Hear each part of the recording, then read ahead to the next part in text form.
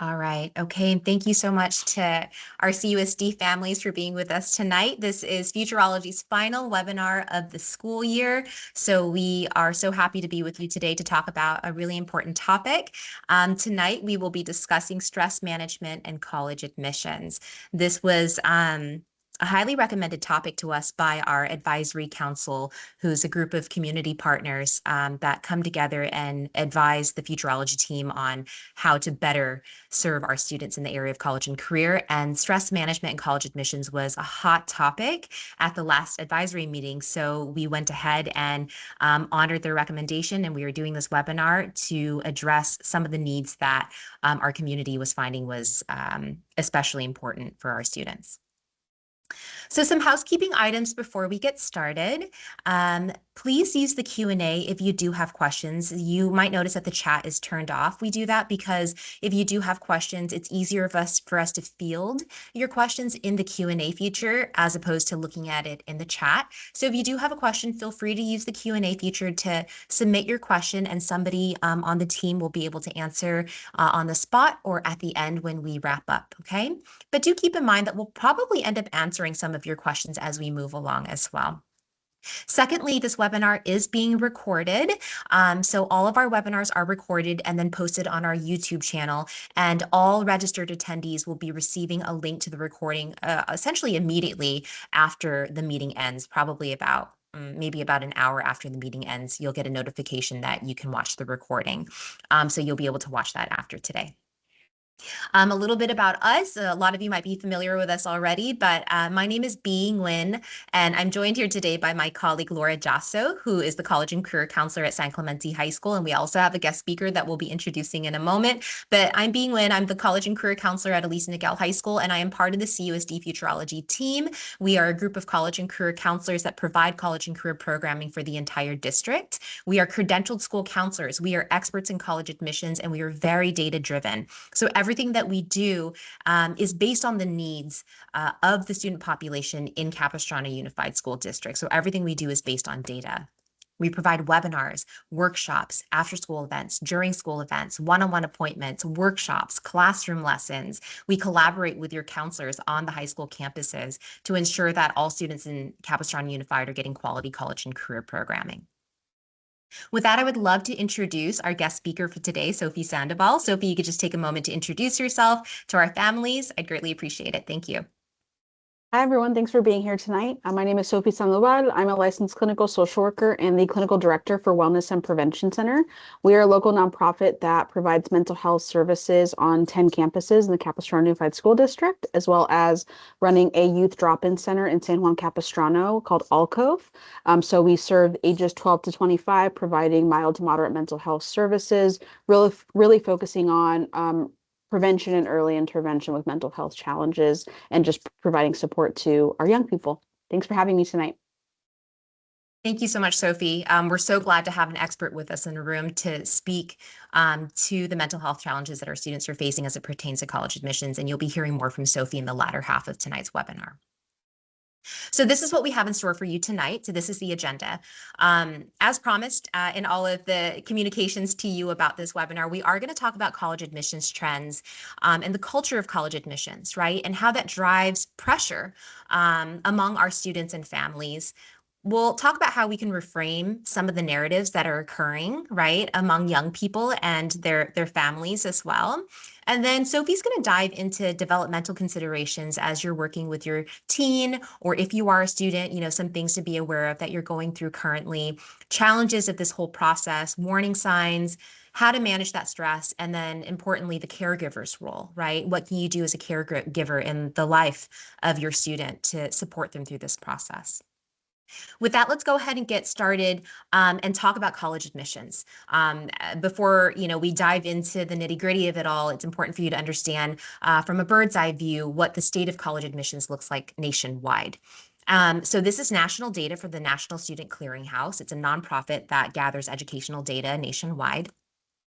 And as you can see here, the average acceptance rate For colleges across the country, and there are thousands of four-year universities across the country, the average acceptance rate for universities across the country is 73%. I want you to remember that number. That's a very accepting number if you're thinking about the selectivity of a college, right? So that's the average acceptance rate across the thousands of colleges in our country. Furthermore, the average number of applications that colleges are receiving is hovering at about 8,000 applications per college. Okay, so that's a decent amount of applications. Now, we disaggregate that a little bit more and get into some key data points. If we break that down, this is what you're going to find. The average acceptance rate for four-year colleges throughout the country is at 73%. Okay, so like I said above, 73% is the average acceptance rate for four-year colleges. Public colleges are even more accepting, with an average acceptance rate of 78%, which we love to see.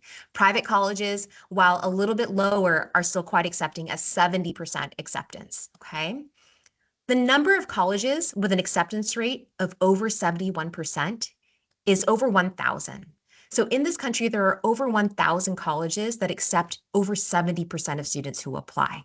And we need to remember this number, okay, as we dive into more data as we move along this evening. The number of applications per institution, as you saw above, is about 8,000. If we break it down to public colleges, they're going to receive more applications on average, right? They're more affordable.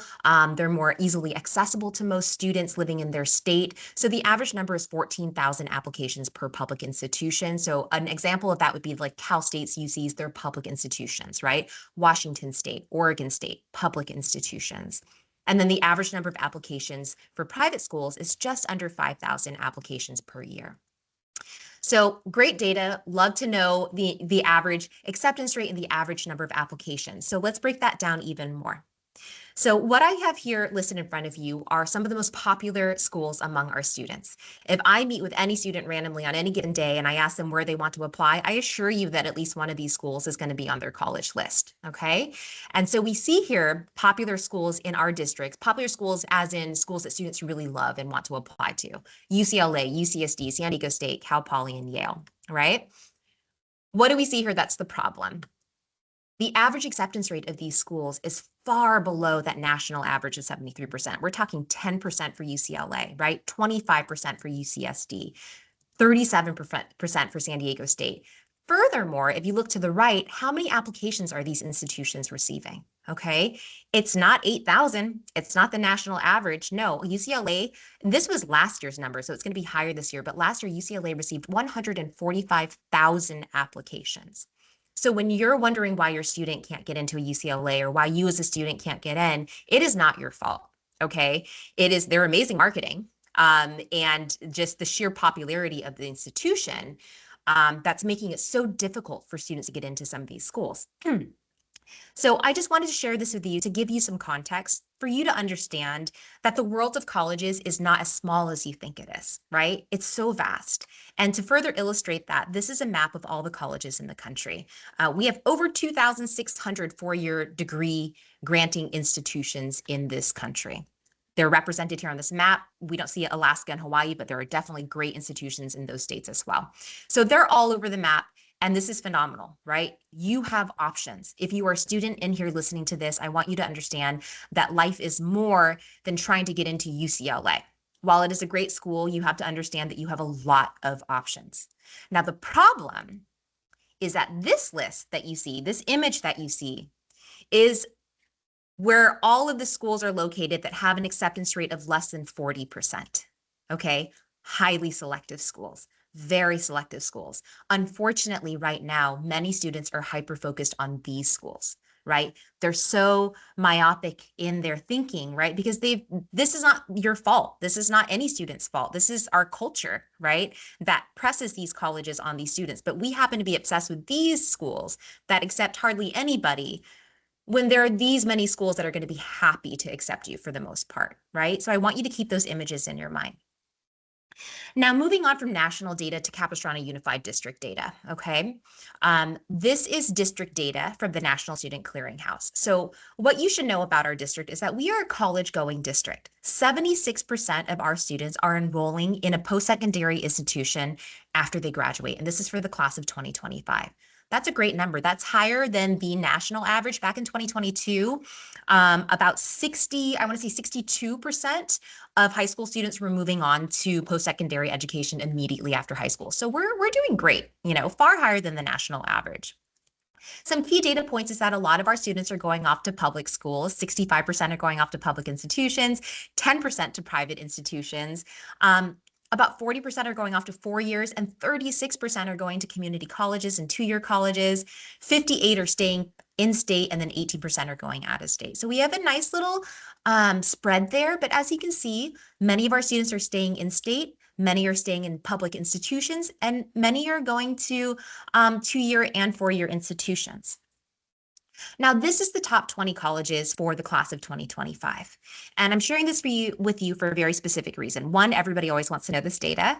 And these are our top 20 most attended schools. But as you can see, if you look at the top 10, what you will notice is that 3 of those are community colleges.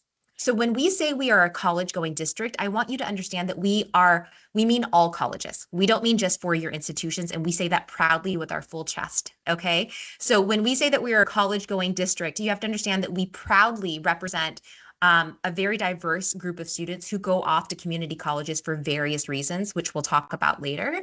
And that Saddleback and Irvine Valley College are our top 2 most attended colleges.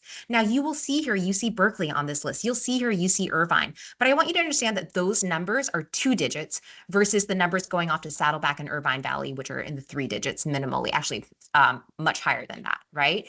And so while you see all these other schools in the top 20, the majority of our students are going off to our community colleges, which is a beautiful thing. And I don't want you to think that this is a taboo thing or that it's not common. It's incredibly common and for many compelling reasons.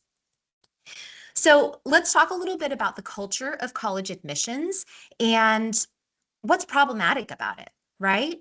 As you can see here from this piece of data up top, the majority of high school seniors are experiencing some level of anxiety, right, with regards to college admissions, period. And you as a caregiver or you as a student, I'm sure are nodding your head going, yeah, I'm stressed out, right? This is why I'm here. So let's talk about some of the things that drive the culture of college admissions that can be problematic. First of all, there is this very strong prestige equals success mindset, right? We are ingrained to think that going to a prestigious schools means that you will automatically be successful. And research would indicate that that is not the case. I link here, it's a very small hyperlink, but when you get the presentation slides, you'll be able to click on it. Anything linked in blue, you can click on.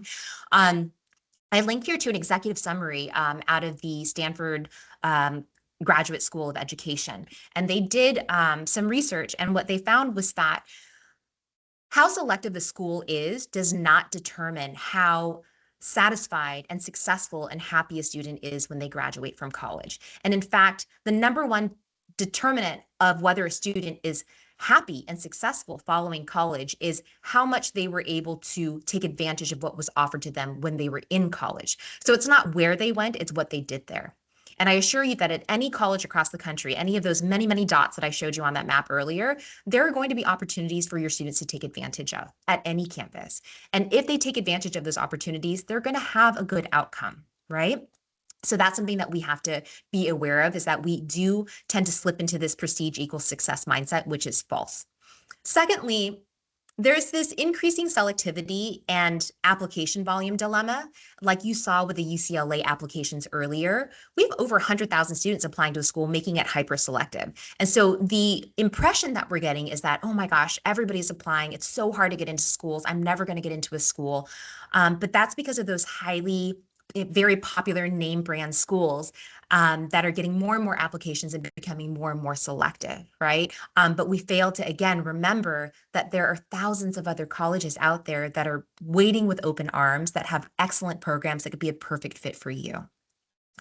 A third piece of the culture of college admissions that can negatively impact students, right, is school and community norms.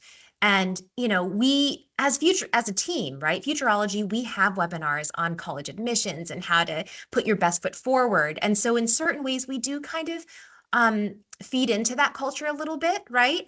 And that's something that we're going to have to work on moving forward as a team as well. And of course, our philosophy as a team is that we want you to find your best fit always, right?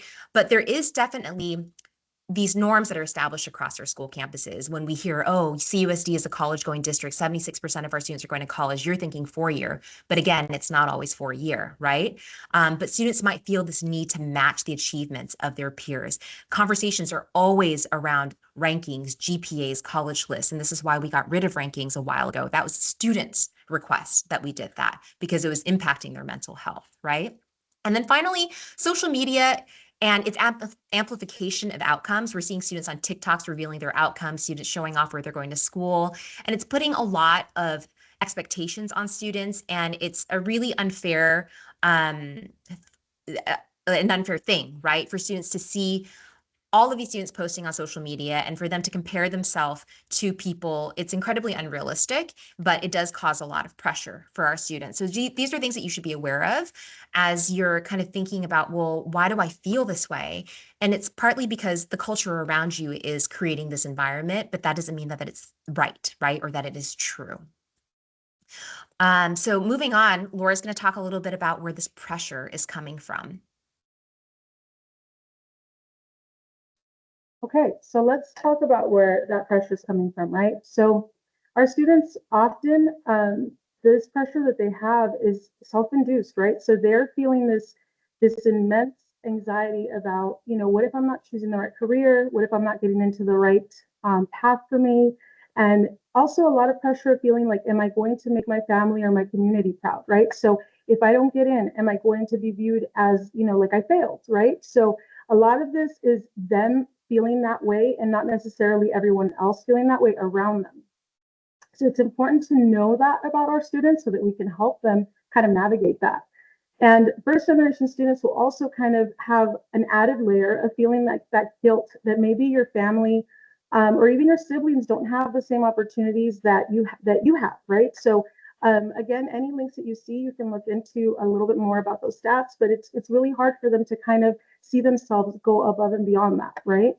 And then there's also a lot of pressure from their family, and you'll see, sometimes, whether it's something, not intentional, but they're going to feel like, well, my parents really want me to live out their dream, and they want me to do this, and so that they are feeling this pressure that they're not going to, that they're going to fail if they don't follow what their parents want them to do, or their, extended family wants them to do.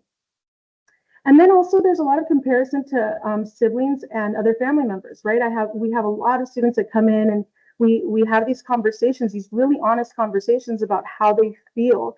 And, maybe their sibling got into their dream school, or maybe their sibling is doing a little bit better in their classes. And so those types of things will happen just, again, a lot of times unintentionally.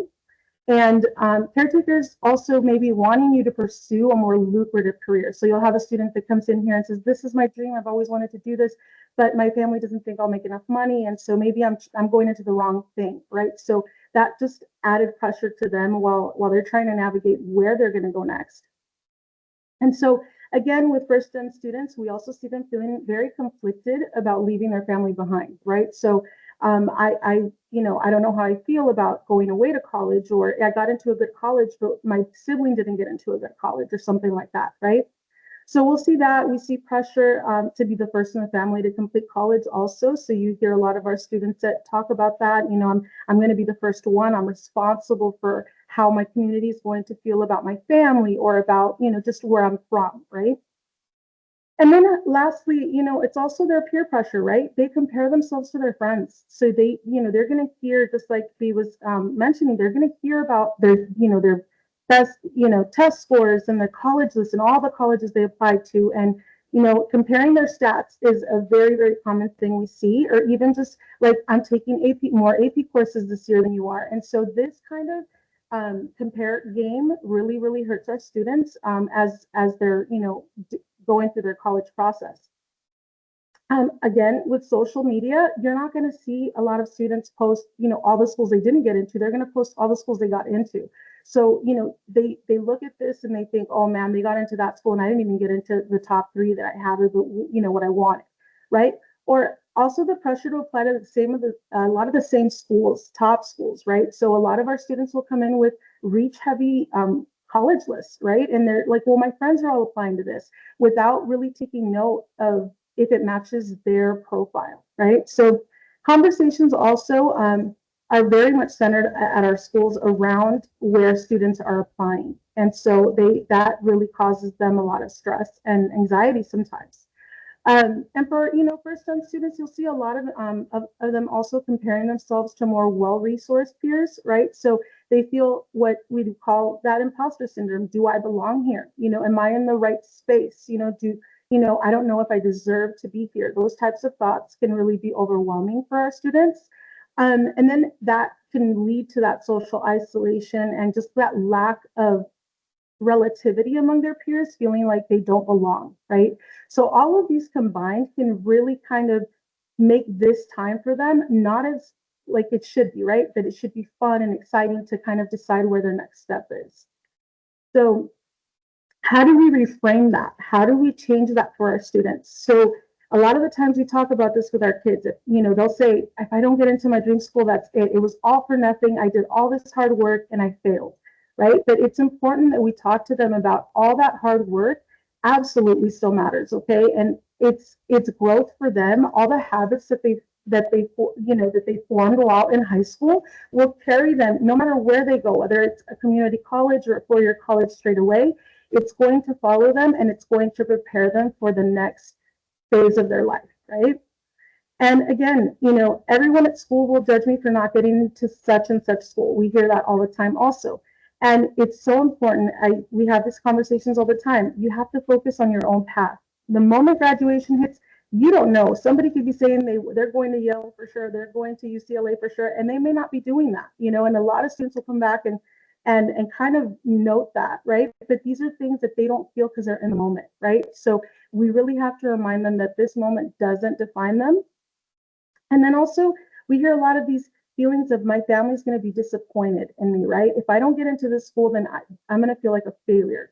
And again, going back to all of those different pressures from whether it's self-induced, family, or community, or just their peers, we need to remind them that their worth isn't defined by this one decision, right?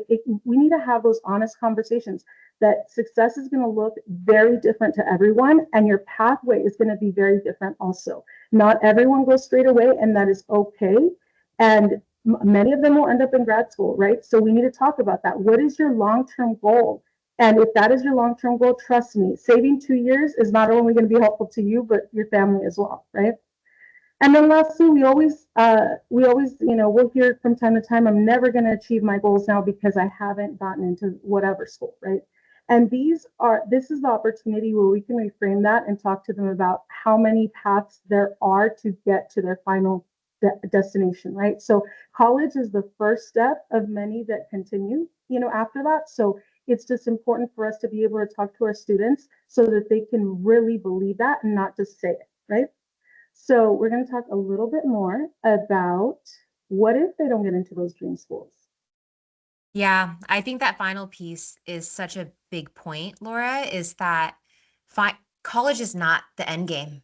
And we have to remind our students this all the time. It is not the end game, you guys. You're so young. It's a next chapter. It's going to be so exciting, but it is not the end, right? You are not working all these years to go to college and then what? And then it's over? No, you're just at the beginning of your life when college is over, right? And so don't forget that.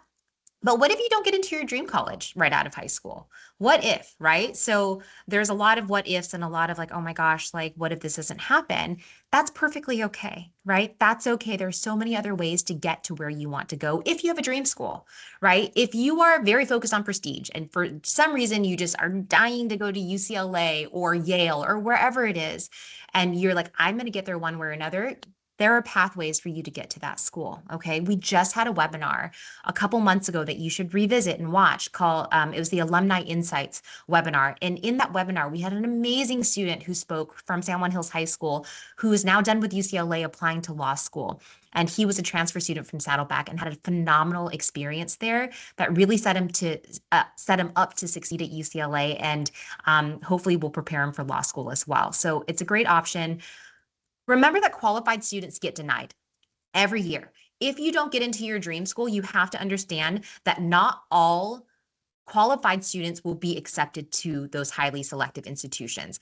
Highly qualified students get denied every year, and I'm seeing it this year. And it's heartbreaking for them, but I always remind them that it's not their fault, that we have no control over institutional priorities year to year. Because you have to understand, in college admissions, you don't know what they're looking for in a graduating class. You don't know what they're looking for in a cohort. They might need more women in STEM, and they might need more, female students for their engineering program at SLO or whatever it may be. And so we have no control over what the colleges need to build a comprehensive and interesting cohort for every year. That is out of our hands. So if you don't get in, it could very well be because it just didn't match the institutional priorities for that year. 2, you can transfer. I know you hear this and I know you're going to be like, I don't want to do that, but it is a totally viable option that will save you money because you will go for free through the Promise program, most likely. And you'll be able to reset, right? If UCLA is the goal, we're going to try again for UCLA. We're going to be part of the honors program at the community college. We're going to try hard. We're going to get good grades, and we're going to increase our odds of getting into some of those more prestigious schools. We had a student here who came back to talk to students at Elisa Nagel High School. He's now at Yale, and he went to community college first and transferred, had a phenomenal experience there, and literally is at Yale. Okay, the guy's doing great. He's fine. He's on cloud 9, and he saved 2 years off of Yale. Okay, so we love to see that. You can take a gap year, an intentional gap year, to build your profile, right? To gain some world experience, to do something interesting and impactful and reapply. That's always another option. If you feel like you had a strong profile, but maybe you needed some more extracurriculars or something interesting, get a job, volunteer, study or go abroad, right? Do something interesting to build your profile and apply again for the following year. And then, of course, if prestige, again, we don't encourage this, but if prestige is your thing, you can, and if you're planning on going to graduate school, you can push for the prestige for graduate school, especially for things like law school where prestige does matter. You can go anywhere for your undergraduate, do really well, do well in your LSATs, and you can get into a prestigious law school. My husband went to UNH, which is like the Cal State of New Hampshire. Everybody gets in. And he graduated. It was super easy for him. He was a super smart guy, graduated at the top of his class and went to UPenn for law, right? And so you don't have to start at the best school in the whole wide world to end up where you might want to be. So just keep that in mind. Final word for me is that we want to prevent this from happening because we want to avoid this obsession with highly prestigious schools. We want to avoid a situation where your list is full of highly selective schools because that is not going to yield the best outcomes. Just because we apply to 20 highly selective schools does not increase our odds of getting into college, right? And so we want to balance our list. I link here to a webinar that is going to be helpful for you if you want to know how to build a balanced college list. It's Beginner's Guide to College Search. It's a webinar, but we want to do our research because we have to understand that there are thousands of options out there for you. We need to match schools to what you need, not just what the name brand of the school is, right? So what do you need academically? What do you need from the environment socially? What do you need financially as a family? What can you afford as a family, right? And then we're going to use reliable websites like Big Future or College Raptor or californiacolleges.edu to search for those colleges and to look at those stats, right? And to see where we stand compared to some of the students getting in and to diversify our list. We're not telling you not to apply to selective schools, but we want you to diversify your list. And on the right is an example of how you can balance your list. Ultimately, we're looking for a 2-4-2 ratio. So what that means is we want 2 to 4 reaches, right? Highly selective schools with acceptance rates of under 40%. And then we want the bulk, the meat of your list to be target schools where you have a good chance of getting in. Maybe acceptance rates between 50 to 70%. These rates will change from student to student, but this is a nice metric to stick with as a start. And then finally, to balance it out, 2 to 4 likelies, where we're highly likely to get in, where the acceptance rate is over 75%, right? So whatever the ratio is, we wanted to keep it to that 2-4-2, right? So for every 2 reach schools, you have, double that amount in target schools, right? So keep that in mind as you're building your list so that you have a balanced list that's going to be a good fit for you personally, to also prevent that heartache at the end where we applied to too many selectives and then we get denied, not because of you, but because the odds were kind of stacked against us. Okay. With that, we're going to get into the cool stuff, right? The developmental stuff. And Sophie's going to go ahead and take over from here. First, everybody, I'd like us all to take a big deep breath together. Maybe unclench your jaw, roll your neck. It's a tough topic. I know it's very. I graduated high school in 2010, and that stressed me out a little bit. It's tough. There's a lot to consider, so many factors, especially factoring in just your individual needs, your family needs. So definitely understanding that it's a challenging topic for families in general to discuss is really important just as a baseline. I wanted to kind of us back up to the big picture of what's going on in this phase of life for young people when we're asking them to apply to college. So during, late adolescence, right, when we're undergoing the college admissions process and working on applications, probably looking for scholarships, really trying to understand a lot of very big picture factors. These are the skills that are developing at this stage of life, right? So we're working on abstract reasoning, right? Which is our ability to consider possibilities and understand things that are not concrete. We're working on our problem solving skills. We're working on decision making. Our impulse control is continuing to develop, right? So these are a lot of, again, very kind of high level things going on within the teen brain that can be impacting you and your family in terms of how much your young person in particular, you as the teen, are really able to consider in a single sitting, right? So this is these are skills that are going to take time for you to digest the information, really consider as much as possible. And so you want to give yourself kind of time to make sure that you can give your brain time to catch up to what you're taking in. Because through this process, what we're asking young people to do is to make a long-term impactful decision, to understand finances, budgeting, logistics, right? It's not just, can I afford to go to this school? It's, if I go to this school out of state, can I afford to come home for Thanksgiving and spring break and Christmas? And right, there's so many different factors to consider, that are, again, very hypothetical, very, they fluctuate a lot. So it's a lot of things that are in flux constantly, that can be more difficult for teens at this developmental stage to really fully understand and consider as part of their decision-making process. And then again, to make a decision about who you want to be, right? There's so much, like B and Laura were talking about, wrapped up in the prestige of college, of setting yourself up to be the adult you want to be. When the truth is, it's a phase of life. It's a place you will go. You will hopefully get what you need from it, and then you will become, an adult version of yourself, right? But those things are not mutually exclusive. You will become that adult no matter what school you go to, no matter what your major is, right? This process is the same. It just is kind of what you're doing along the way. And so that can be a very tough thing for a lot of kids to consider when it's like, well, if I go to University of Oregon, I'm going to be this version of myself, versus if I go to UCLA, I'm going to be this other version of myself. And so those are very important factors to understand, that when young people are looking at colleges, it's not just the school itself, but it's also like maybe this part of myself that I want to explore and who I want to be. And that can be a really big piece of why students get attached to certain schools, and why they think, this is the place I have to be. And so that's an important emotional consideration when you're having these kind of challenging conversations about this very big topic. Next slide, please.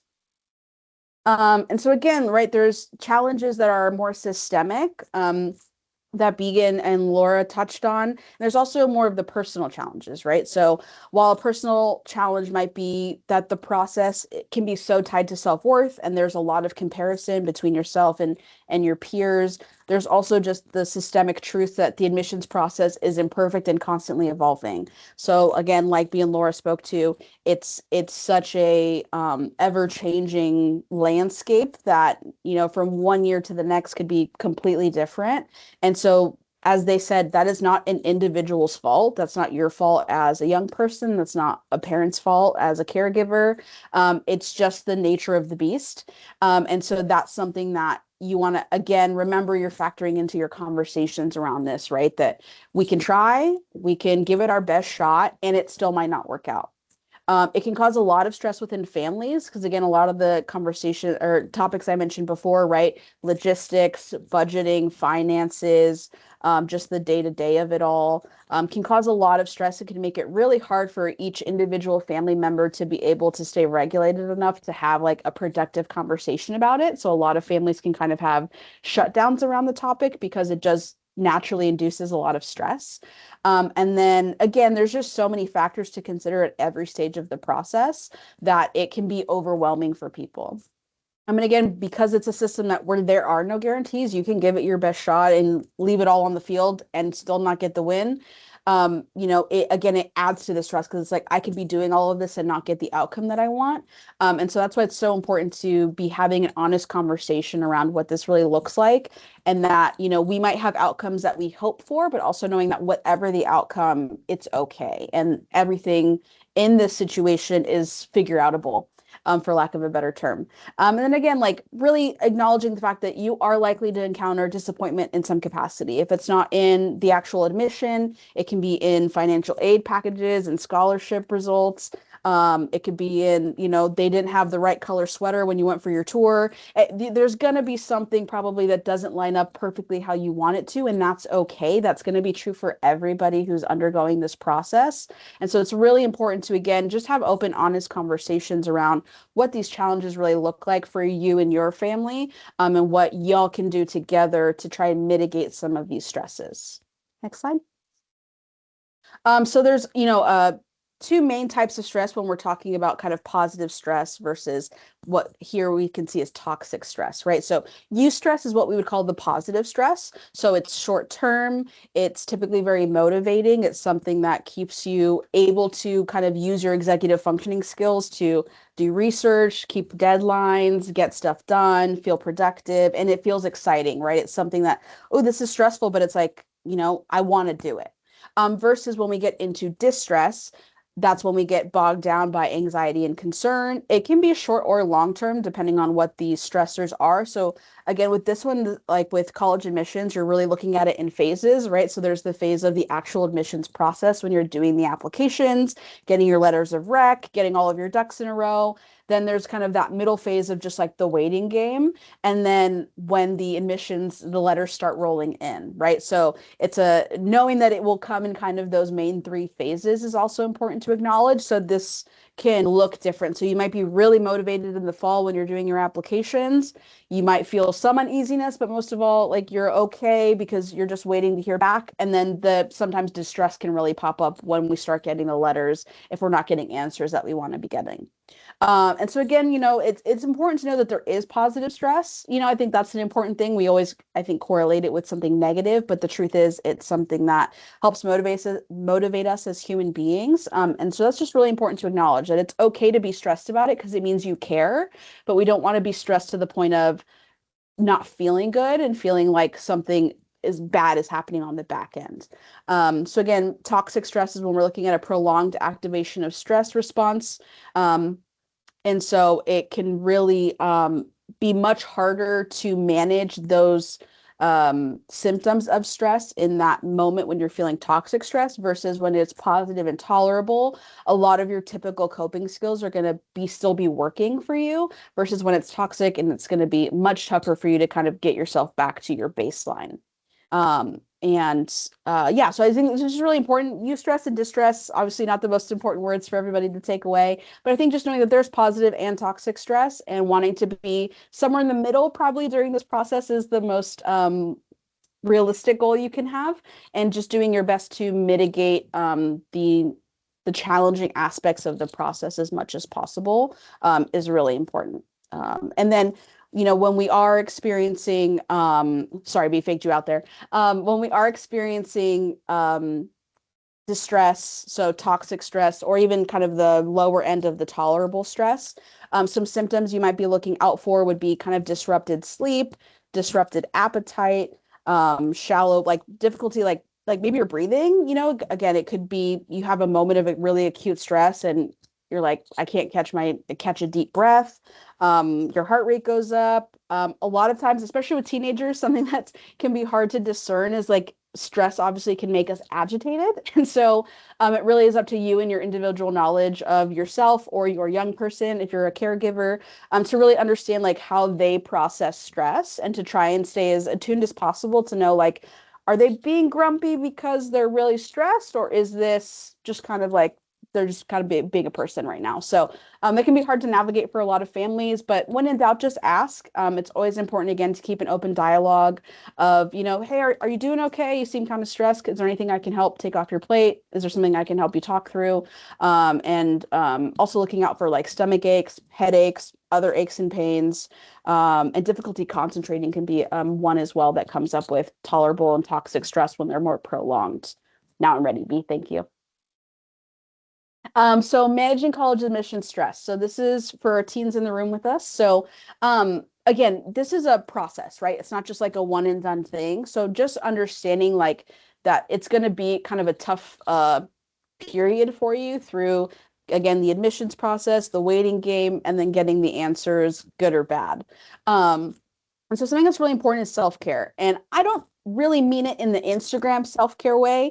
That's a very watered down version of self-care. So what I mean is, again, the practice of taking an active role and protecting your well-being and making sure that you are doing what you need to do to maintain your wellness. And so a lot of times what that actually looks like is sticking to deadlines, following up on things you need to follow up on, getting as much information as possible, because the more information you have, the more options you have, right?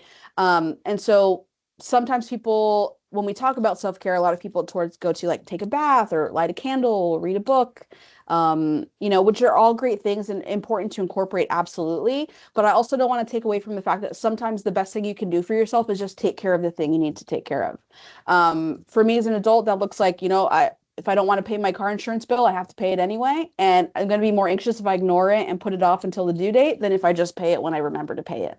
And so those are the types of things that are really important, right? If you know that the more information you have about a scholarship deadline or an application deadline, or, the more time you give a community member to write you a letter of recommendation, right? Those things only get better with time. And so being able to engage with those things, even when they're challenging and when they're kind of scary, sets you up for long-term success rather than waiting and avoiding because you don't feel the best. And that's when we want to reach out to our support system to really get help to make sure we can stay managing those things.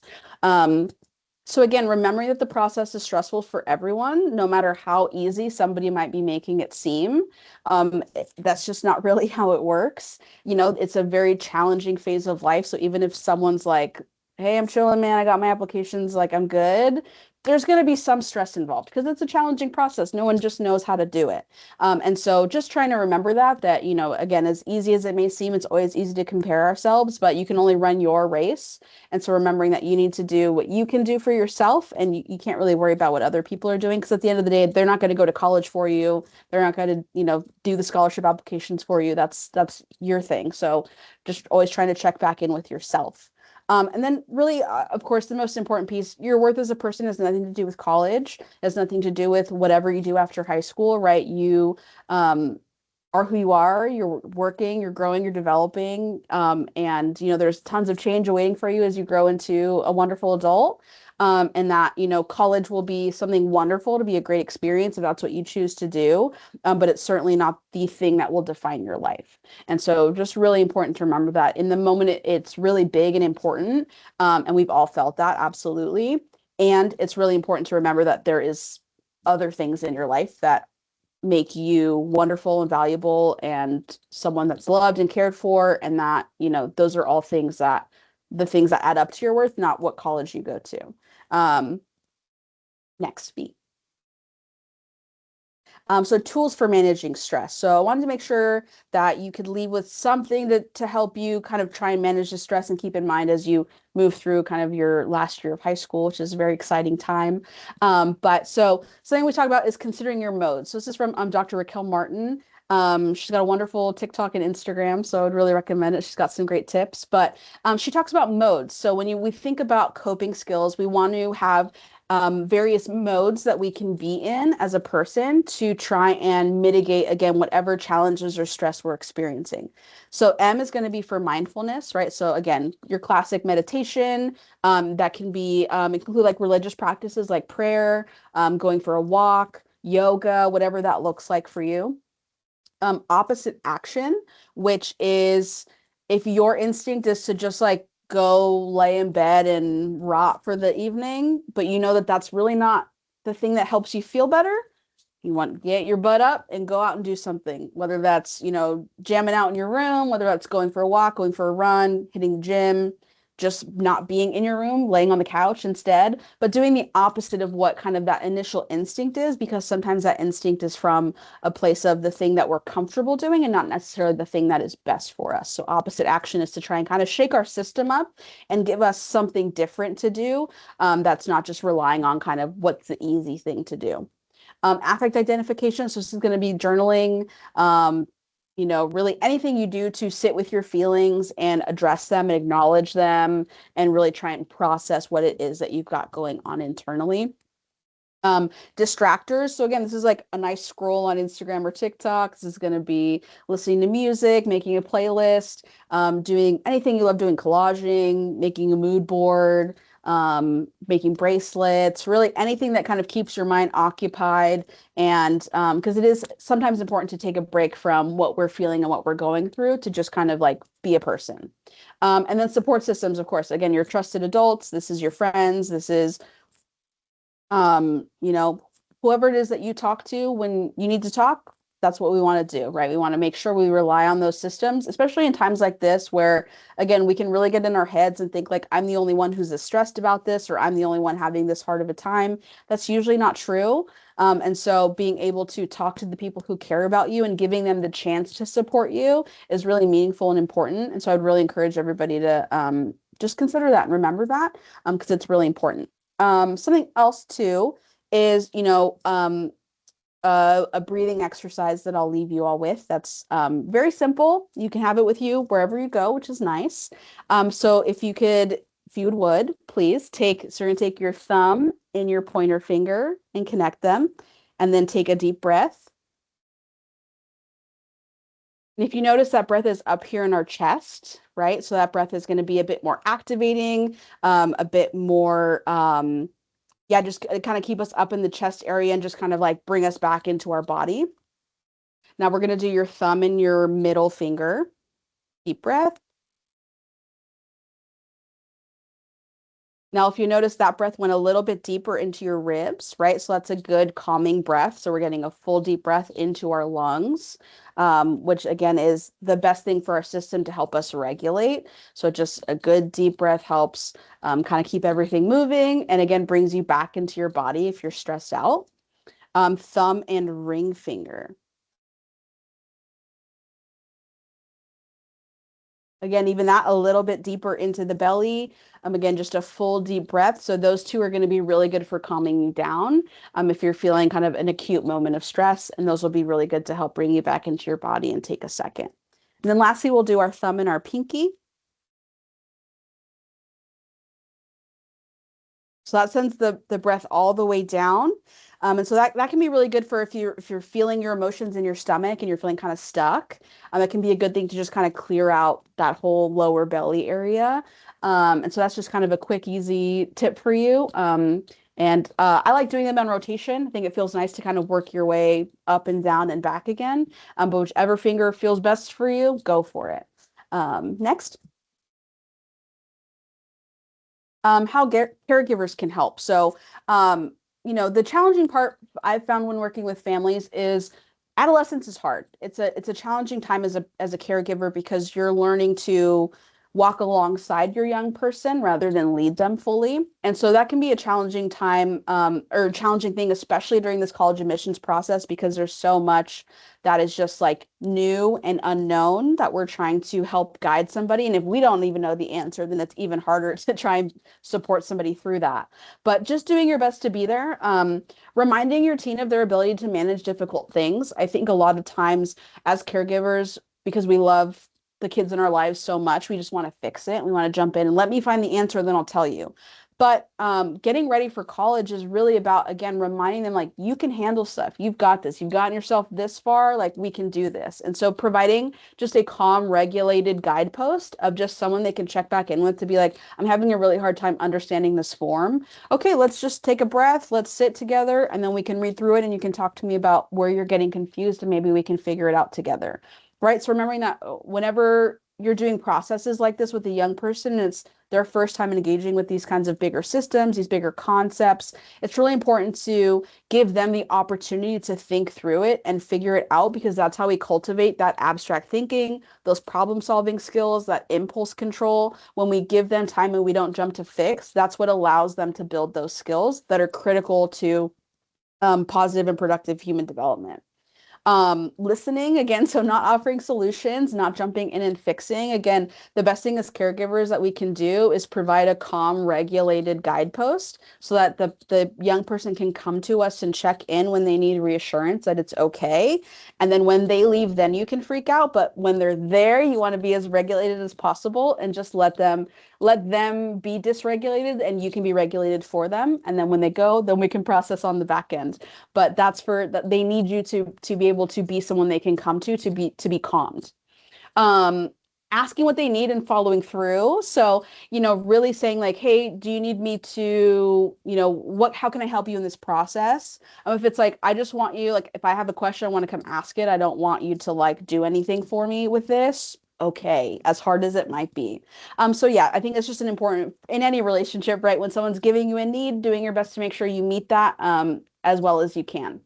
Um, Not taking the stress personally, because again, this is such a challenging time. There's so much feedback that young people are getting about college admissions, about the process, just from their peers, social media, just again, our general culture around college admissions. It's like talked about incessantly. And so it can cause a lot of anxiety for young people. And so just knowing that's a natural response to that stress, and to give them some space to operate, and to be able to work through some of that stress, and use some of those skills that they've developed through their adolescence to be able to manage it. A really big thing is having honest conversations about any challenges or limitations that you may be facing as a family with regard to admissions and school selection. Again, if that's financial, if that's geographical, any combination of the two, any kind of issues like that, just because the more that you guys can have honest conversation, the more time everybody has to digest what the facts are on the table, and there's no surprises later that could cause more disruption in the family unit. And then I think it's important to talk about expectations versus your wants and dreams for your child. A lot of times what I encounter is parents think that they're giving one message, but the child is hearing something different. And so a child can hear a parent's wants and dreams as expectations. Oh, I would love for you to go UCLA. That would be amazing. I went there. I would just think you would love it. And that's a wonderful dream. But if that's not your expectation, you should be explicit about that and say like, I think that would just be a great connection. And this sounds fun to me for you to do that. But I'd be happy wherever you would be happy, right? And being very explicit about what you expect versus what you want for them. And then talking about what happens if they change their mind, covering a lot of kids get worried about worst case scenario. What if I go and I don't like it? Well, what if? Let's talk about that. You come home. It's probably fine, right? So we'll go to Saddleback. You'll figure it out, right? So really talking explicitly before it comes up as to what your family's response to a certain situation would be, so that you can really already know. So your kid goes, if they go their first semester, they're like, I just can't hang, like I can't do it. And they go, well, my mom said if I didn't like it, I just come home and we'll figure it out and it's okay. And that way there's not as many unknowns and not room for miscommunication if you're talking very openly about these topics. And then again, just making sure giving them room to start building those college skills of managing their own workload, managing deadlines, managing following up on things, managing making their own phone calls about things. Those are all really important skills to, and absolutely help. You can sit there next to them while they call the office to make the appointment, but giving them the opportunity to do that and to do that learning with you. So if they mess up, you're right there to help them course correct, and it's not a big deal, rather than waiting until they're already in college and they just like are on their own and don't know how to do it. Slide. And in general, I just want to say, so I know a big thing for a lot of people is like, how do I know when to get help? I'll say there's never a bad time to get help. You absolutely do not have to wait for you to be feeling at your worst. You don't have to wait for your child to be at a really concerning point. If you're worried about their well-being and just their ability to manage a challenging situation, get help. It's okay. There's no threshold of suffering or difficulty someone has to be going through to deserve mental health care. That's one of our core principles at Wellness and Prevention Center. It's part of why we are on college, on high school campuses and middle school campuses, because we think if the kid wants to talk to somebody, they deserve to be able to talk to somebody. It shouldn't be, I'm having a really hard time or things are going really badly and I'm freaking out. It should just be like, yeah, it's just kind of a tough Tuesday and I'd like to talk it out. That merits care no matter what. So not waiting for an emergency to ask for help, and it's actually better if you don't. It's much better outcomes. So I'd really encourage, like, during the process of college admissions, if that feels like something that will be challenging for whatever number of reasons for your young person or your family, absolutely seek support. I think it's a great period of stress to be able to have an objective third party to bounce ideas off of and talk to. And then if you're concerned about how someone is managing the process, it's really important to encourage them and to speak up and say something and say, hey, I'm just kind of worried about how you're doing. It seems really stressful for you. Can I help in some way? With those other earlier stress symptoms we talked about, so sleep, disrupted appetite, disrupted mood, really you want to be looking for, if it lasts longer than 2 weeks, that's really when you want to start having those conversations and considering talking to either your primary care doctor or a mental health professional to get some extra support. Because that's after 2 weeks is really when it becomes that prolonged kind of toxic stress, where we really want people to be able to get support and find some other tools to deal with it, since the tools they have are overwhelmed in that moment and not being as effective with whatever it is that they're facing. And then I would say, if you're hearing a lot of negative self-talk from somebody, that's also kind of a good cause for looking into getting support, either if that's yourself or somebody you love. And that's usually a good time if they're like, saying like, oh, well, I'm just an idiot, so that's why I didn't do that, or, I'm stupid, so I won't be able to figure that out. Those types of comments, at a certain point you go, well, I think maybe you believe that. And so we want to actually get some support because, no one deserves to feel that way about themselves. And so we want to make sure that they get help for that. And yeah, the 2 weeks is the big one. So more than 2 weeks is really kind of when you want to start really considering other care options. And yeah, that's what I've got. Yes, and then just a couple of big reminders. Again, you do not need to wait for things to be bad to seek help. I cannot say that enough. You deserve help at any point, not just when things are bad. And then there's no right choice. There's only the choice that is right for you. So I know this is a time where a lot of people, again, like I said earlier, really worry about making the correct choice. I'm a firm believer that the choice that you make will become the right choice because it's your choice. It's your life, right? So everything about that is okay. It's workable. You can figure it out. You can make adjustments. We don't all get it right on the first try. That's okay. And, there's no shame in that. We're people living lives, and there's nothing A plus B equals C about that. So it's okay if it takes you time to figure out what's right for you, but there's nothing in this process that's objectively good or bad. It's just what's right for you in that moment with the information you have. So I hope you all show compassion to yourselves through the process, because it's really important to remember that it'll work out. It'll be okay. And then just some resources. So as I mentioned, Wellness and Prevention Center, we have a youth drop-in center for ages 12 to 25. We have no cost mental health. Well, everything there is no cost. So we have mental health services, peer support services, education and employment support. Yeah, just please come check out everything that we have there. Most of all, it's social space. So if you just need a place to go sit and maybe do some research, if you want a quiet place to go fill out some applications or look up some information about school, they got Wi-Fi, they got air conditioning, they got snacks. What else could you need?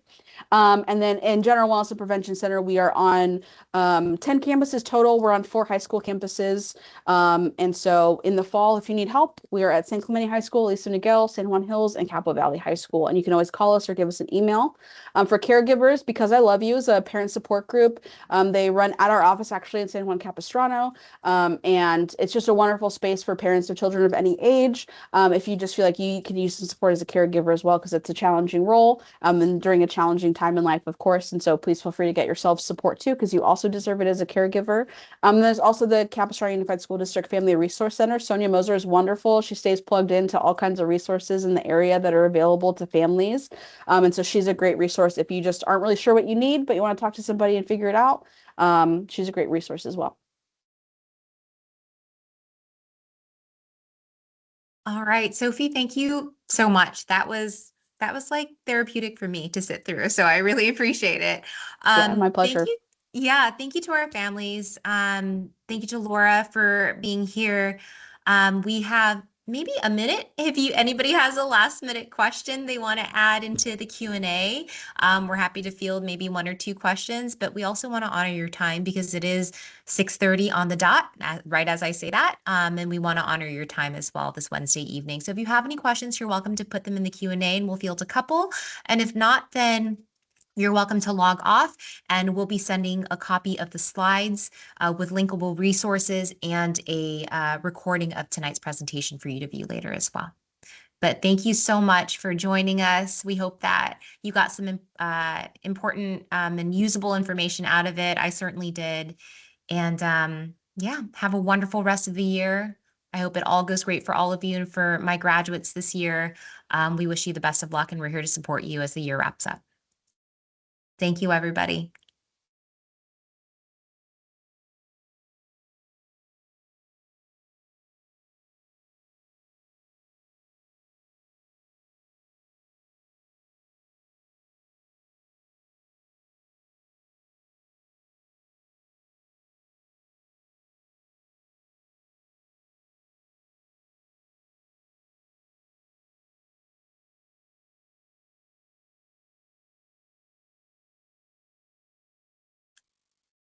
Thank you so much.